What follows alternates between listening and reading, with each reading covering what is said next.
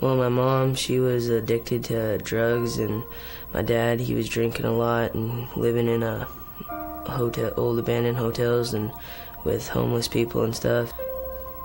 We weren't doing that good, and it was hard because we didn't have a house, and I didn't get fed every meal, and she would come home and pass out on the couch or go to her bedroom, and all I would know how to do was make cereal for me and Riley. Sometimes she smacked us really hard for no reason, or when she just got mad because she was drunk or whatever, she used to hurt us. We had one dad for the girl baby and one dad for me and one dad for the other one. She had a boyfriend, and she lived with him, and so did we, and he used to spank us really hard. It was bad because my mom didn't have any money to pay for me, and it was bad.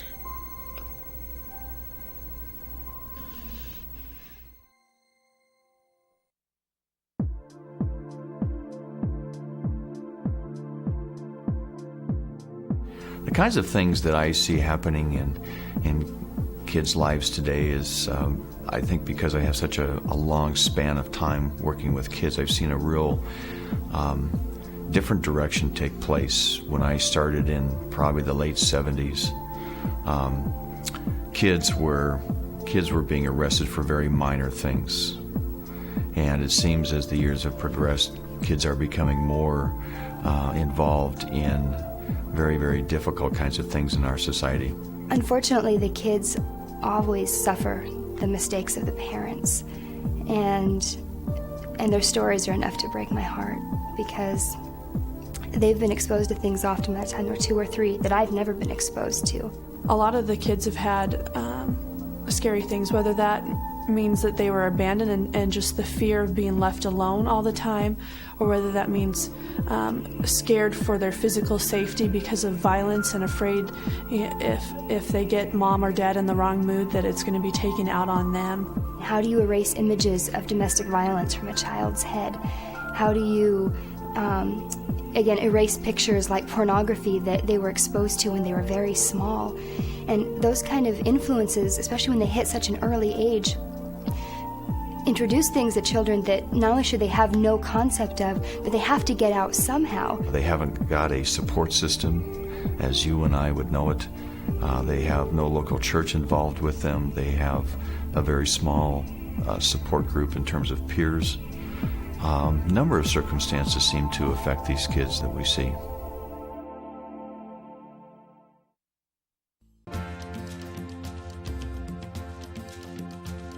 I really feel that part of our call at the Union Gospel Mission is to partnership up with area churches to do ministry. And so I am out there as a resource person, challenging different churches in this Spokane area to partner with us, in which we provide churches resources such as a camp, such as food, such as many other things, training for their kids to help reach the kids of our city of Spokane. And so what we are really about is partnering with them, giving them resources that they can do ministry, and helping guide them and direct them in that capacity, both at our camp ministry and any kind of ministry that we have in the Spokane area.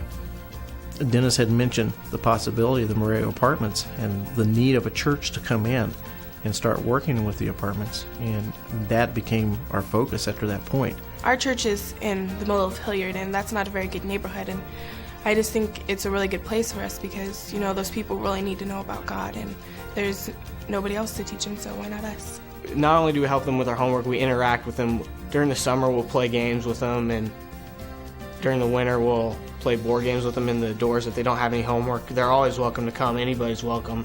I think it's to help them and to guide them through life, and that one day eventually come to have them start coming to our church and starting to get them to have a relationship with us and a relationship with the Lord. The Lord has blessed me with something to where I can go help other kids to know that He is a really awesome God and that He'll be there for them no matter what. So it's kind of cool to let them know that He's there for them through everything.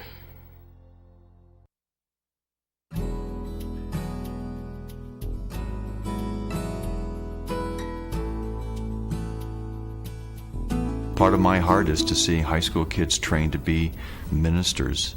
And one of the ways in which we're doing that at the mission is through the summer camp.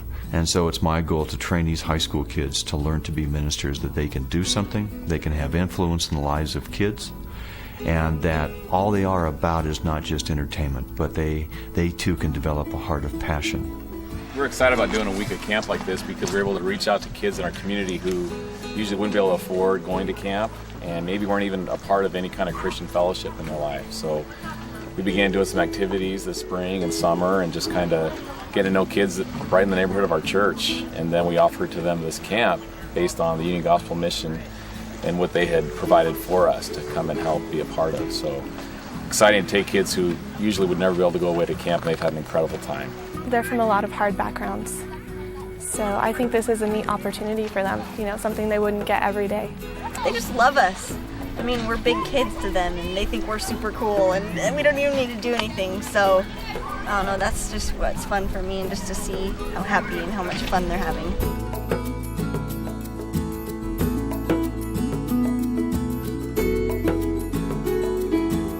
My cabin had a lot of problems trusting each other, and through the week, through the rope course and through the challenges and through our devotions, they really worked that out. They built relationships with each other, and they were able to do the trust fall, which was incredible, very incredible. One of the girls in my cabin, she just flat out said, "I can't trust anyone," and she was able to do it. So I was really proud of her. It's meant so much. To see kids experience a little bit of freedom, to see kids connect with high school kids in terms of cabin counselors, to watch these high school kids in their heart, I think, break for kids, break for the ministry, that they can have some impact, they can have some really deep influence in the lives of kids, particularly if they follow up with them. You never know how much of an influence you will have, but just to maybe give them a little push in the right direction towards God, and to see their hearts, really longing after God.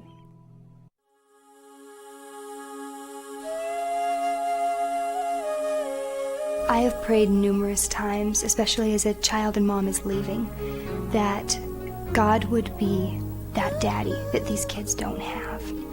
And I really believe that that is his heart, to be that daddy who comes in and protects the unprotected and is a husband to the widows. My hope for these children is that they would be able to stop the cycles of their grandparents, of their parents, and be able to live productive lives in our community filled with the hope and love of Jesus Christ. We really are trying to point kids to Jesus Christ, who is inviting them in the first place. He sees them as precious, as little children who need a father, and we're trying to point them to him in that direction. The Union Gospel Mission has always reached out to those who are lost. Someone once said that it's easier to build strong children than to repair broken men. That's our goal. There are so many kids in our community who are going through tough circumstances every day and enduring situations that children should never be exposed to. The heart of God grieves for these young people, and he longs to respond to their cry. Through your compassion, we can alter the future of these young people's lives and point them to the one who truly cares. Thank you for loving kids who desperately need to know they are loved. You make it possible for us to catch them before they fall.